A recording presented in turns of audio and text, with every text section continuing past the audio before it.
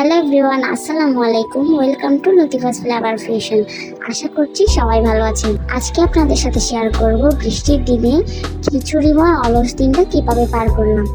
সকালে দেখলাম বাহিরের পরিবেশটা খুবই শান্ত, বৃষ্টি হওয়ার সম্ভাবনা অনেক বেশি। তাই এই শান্ত পরিবেশে হালকা হালকা হাওয়াতে ভালোই লাগছিল। আর আমি এদিকে চা খাওয়ার জন্য চা বসিয়ে দিয়েছি। এরপরে চা বানিয়ে খেয়ে নিলাম।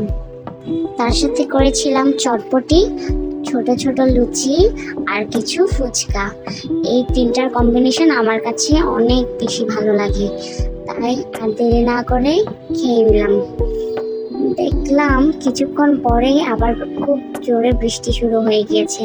তো এই বৃষ্টির দুপুরে আর কি করা যায়, তাই ভাবলাম একটু খিচুড়ি বানিয়ে নেই।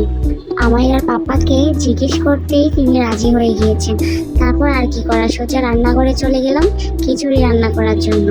এদিকে খিচুড়ি হচ্ছে আর একটু একটু বৃষ্টি হচ্ছে।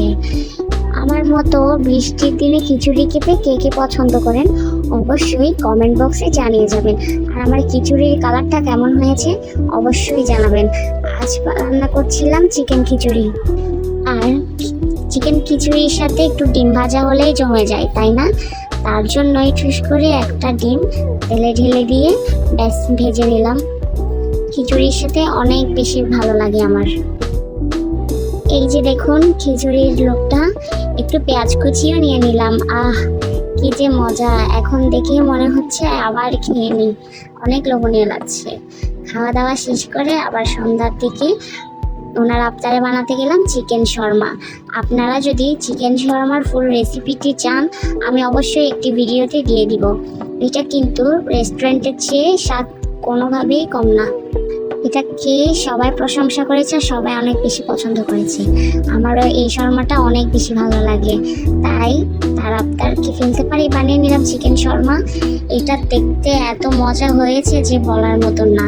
আপনারাও একদিন ট্রাই করতে পারেন। খাওয়া দাওয়া শেষ করে নামাজ পড়তে বসলাম। আমার সাথে পিচ্ছি মাম্মাটাও বসে অনেক দুষ্টুমি করছিল। ও তো আসলে এখনো তেমন একটা বোঝে না, তাই আমি যা করছি ও আমার দেখাই তাই করছে। এরপর মাছের ডিম দিয়ে রাতের খাওয়া শেষ করলাম আলহামদুলিল্লাহ।